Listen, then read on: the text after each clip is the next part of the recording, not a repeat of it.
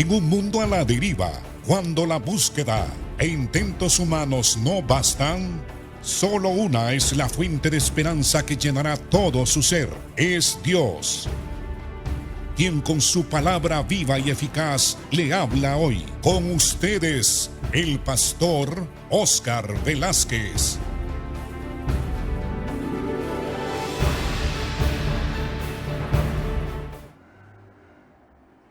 Dios les bendiga, amados hermanos. Bienvenidos a su programa Viva y Eficaz.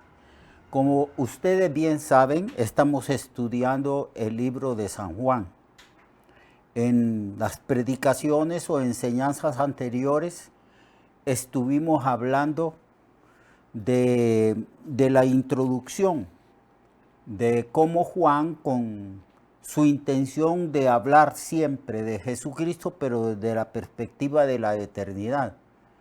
Los evangelios sinópticos comienzan hablando de la genealogía humana de Cristo y se proyectan hasta Adán.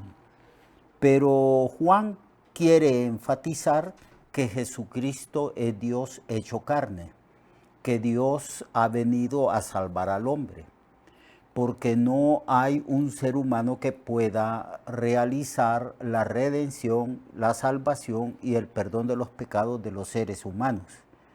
Era Dios mismo que tenía que descender de su trono, tomar forma humana y luego identificarse con la raza humana a la cual venía a salvar y llevar sobre su cuerpo en la cruz los pecados de nosotros, para que la justicia de Dios fuera vindicada, para que Dios quedara completamente satisfecho en el sentido de que su justicia se cumple a través de la muerte del pecador. Porque la Biblia declara que la paga del pecado es muerte, y más la dádiva eterna, la dádiva de Dios es una dádiva eterna por medio de la redención de nuestro Salvador Jesucristo. Entonces Juan emprende la tarea de enseñarnos a nosotros, todos los cristianos, y al mundo entero, que es Dios quien toma la iniciativa, es el Padre que manda a su Hijo Jesucristo, y Cristo toma forma humana en el vientre de una madre, en el vientre de una mujer virgen. Eso es lo que le dijo el ángel a María cuando ella pregunta sobre el misterio de la encarnación. Y ella dice, ¿y cómo puede ser esto si yo no conozco varón? Entonces el ángel le aclara que ese nacimiento que ella va a concebir por el poder, la acción del Espíritu Santo que hará sombra sobre ella. Y que las consecuencias de esto es que el hijo que ella iba a tener sería llamado Hijo del Altísimo, Hijo de Dios. Y que él venía con una misión bien específica, salvar al pueblo de sus pecados y también manifestarse como el rey de los judíos que iba a establecer un reino universal aquí en la tierra. Y como hemos estado hablando, ahora estamos siempre en el mismo capítulo 1, pero también estamos estudiando cómo Juan fue enviado como precursor de Jesucristo para preparar un pueblo bien dispuesto para el Señor. Y Dios escogió a Juan, que era primo, pariente de Jesucristo. Y Juan empezó su ministerio anunciando que el reino de los cielos se acercaba y que el pueblo tenía que arrepentirse de sus pecados para esperar la venida del rey que Dios había prometido en el Antiguo Testamento al pueblo de Israel. Era necesario que Juan viniera, era necesario que el pueblo estuviera espiritualmente preparado Y el mensaje principal de Juan era que la gente tenía que arrepentirse. Él era un heraldo, como era costumbre de los reyes de la antigüedad, que cuando ellos tenían que hacer una visita a determinadas ciudades, enviaba primeramente a sus heraldos que anunciaban la venida del rey que los iba a visitar. Exactamente eso es lo que hace Dios. Prepara al pueblo de Israel enviando a un heraldo, a un vocero, que anunciaba la voluntad del rey que iba a enviar a su hijo para visitarlos. Entonces era necesario que se preparara el pueblo. En el sentido normal y físico, en la antigüedad, cuando un rey iba a visitar varias ciudades o aldeas o pueblos, antes de que el rey llegara en esa visita, se hacían las calles mucho más anchas, y si las carreteras eran peligrosas, en los lugares donde había peligro, ahí se allanaba el terreno para que el rey pudiera pasar con su carroza. Entonces Juan dice, hablando en términos espirituales, que todo camino sinuoso tenía que hacerse recto y todo camino empinado tenía que allanarse. Eso, hablando en términos espirituales, significaba que Juan iba a anunciar al pueblo la venida de su Mesías y que era necesario que el pueblo estuviera dispuesto, preparado, que el pueblo se arrepintiera de sus pecados y que el pueblo tuviera una grande expectativa esperando a su rey. Esa era la misión de Juan el Bautista. La señal física de que el pueblo había entendido el mensaje de este heraldo que era Juan es que Juan predicaba a orillas del río Jordán y toda la gente venía al río y oía el mensaje, y los que se arrepentían se bautizaban. De tal manera pues que el bautismo de Juan fue un bautismo de arrepentimiento. Arrepentidos, convertidos, decía Juan. Abandonen sus pecados y todas sus maldades para que ustedes puedan ciertamente esperar la venida de su Mesías, de su Rey. Entonces, cuando Juan comenzó a predicar allí, mandaron los fariseos, los escribas y los sacerdotes y los que gobernaban el pueblo de Israel, que eran los del Sanedrín, a indagar si Juan era ciertamente el Mesías. Juan les dijo: yo no lo soy. ¿Eres tú el profeta que había de venir? ¿Eres tú Elías? Y él dijo: no lo soy. Entonces le preguntaron: entonces, ¿por qué bautizas? Y también le dijeron: dinos quién eres tú, porque tenemos que dar razón de quién eres tú a aquellos que nos mandaron a ti. Entonces Juan señaló una profecía del Antiguo Testamento, diciendo: yo soy una voz en el desierto que clama, arrepentidos, convertidos. Entonces Juan fue enviado ciertamente como el precursor de Jesucristo nuestro Señor. Y el testimonio de él es que decía: yo no soy el Mesías. No soy ni siquiera digno de encorvarme y desatar la correa de sus calzados. Yo a la verdad os bautizo en agua como una señal de arrepentimiento, pero el que viene tras de mí, que es mayor que yo, él os bautizará en Espíritu Santo y en fuego. Entonces en el verso 29 del capítulo 1, en el verso 29, Juan declara, y el siguiente día vio Juan a Jesús, que venía a él, y dijo, he aquí el Cordero de Dios que quita el pecado del mundo. Este es aquel de quien yo dije, después de mí viene un varón, el cual es antes de mí, porque era primero que yo, y yo no le conocía, mas para que fuese manifestado a Israel, por esto vine yo bautizando con agua. También dio Juan testimonio diciendo, vi al Espíritu Santo que descendía del cielo como paloma y permaneció sobre él, y no le conocía, pero el que me envió, que es el Padre, que es Dios, me dijo,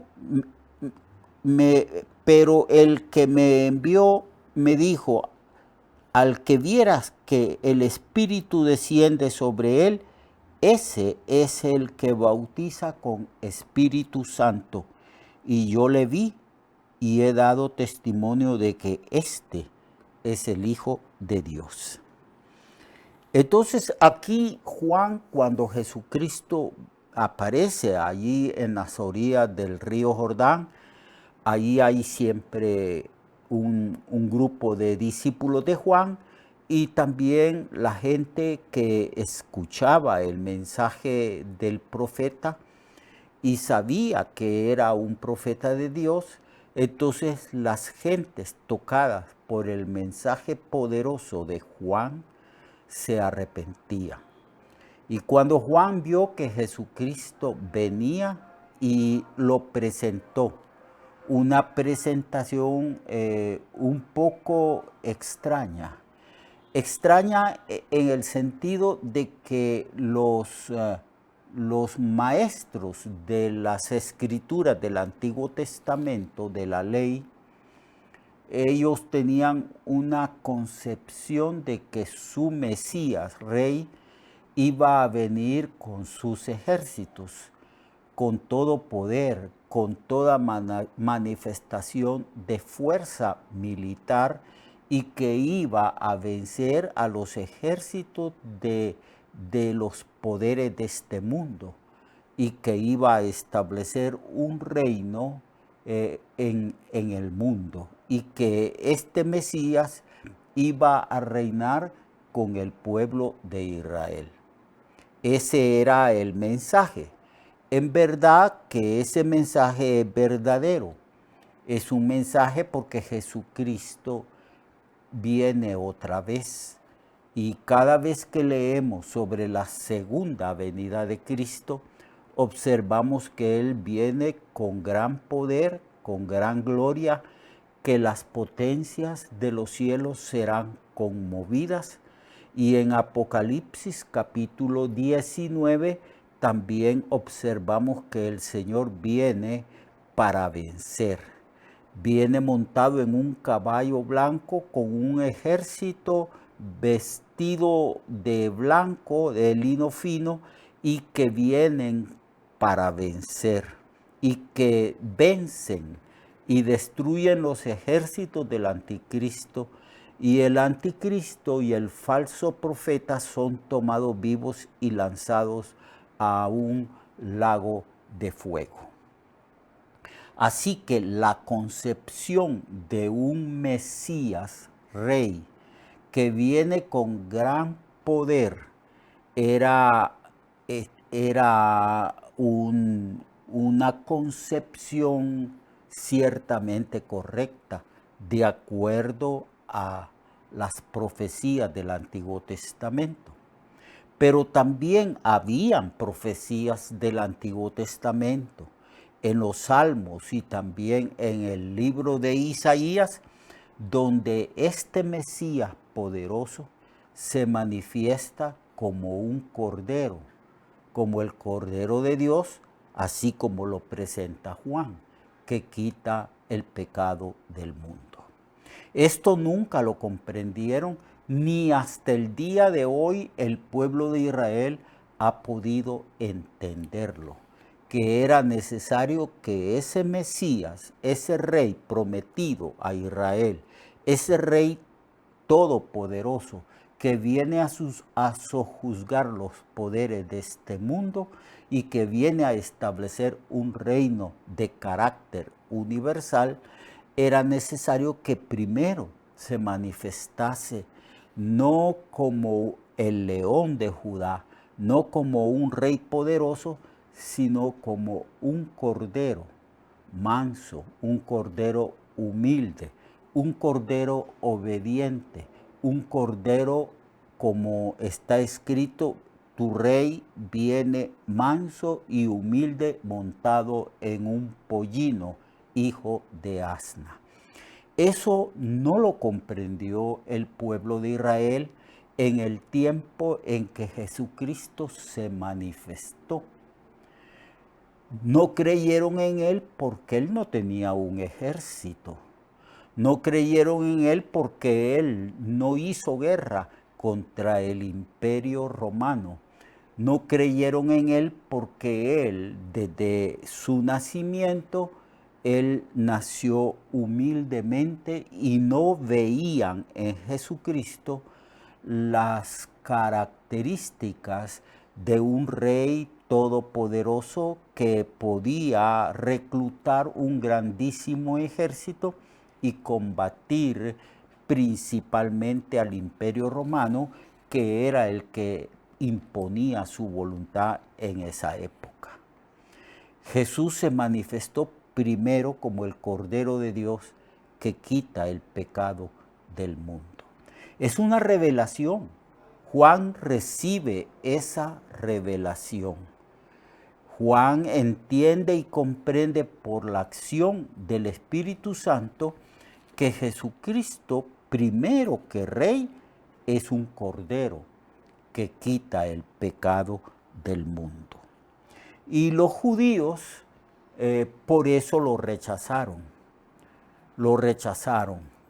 Y ellos, aún en su rechazo, cumplieron las palabras de profecía que estaba escrito en el libro de Isaías, de que Jesús fue rechazado como rey y fue muerto como un cordero que quita el pecado del mundo, aunque los judíos no entendían ni comprendían que la muerte de Jesucristo, provocada por ellos mismos, era necesaria para expiar los pecados del pueblo. Entonces, he aquí el Cordero de Dios que quita el pecado del mundo. Quizás las palabras en ese contexto histórico, las palabras correctas podrían haber sido: he aquí el Rey Todopoderoso que viene para destruir los poderes de este mundo. Pero no lo presentó así Juan a Jesús, sino como el Cordero de Dios que quita el pecado del mundo. Mañana vamos a continuar estudiando este capítulo 1 del libro de San Juan. Vamos a estudiar cómo Juan, el profeta, presenta a Jesucristo al mundo. Lo espero pues mañana. Mientras tanto, amemos al Señor, sirvámosle y estemos dispuestos también a tener en nosotros un espíritu humilde y servicial como el de nuestro Señor, que fue el Cordero de Dios que quita el pecado del mundo. Hasta mañana. Dios le bendiga. Recuerde que su vida puede cambiar y mejorar, porque la palabra de Dios es viva y eficaz, y más cortante que toda espada de dos filos. Hebreos 4:12. Nuestra oración y deseo es que esta palabra predicada lleve mucho fruto. Le esperamos en el próximo programa, a esta misma hora y en esta misma estación. Esta es una producción de Ministerios Reflexionarte en colaboración con Cirkenu Network.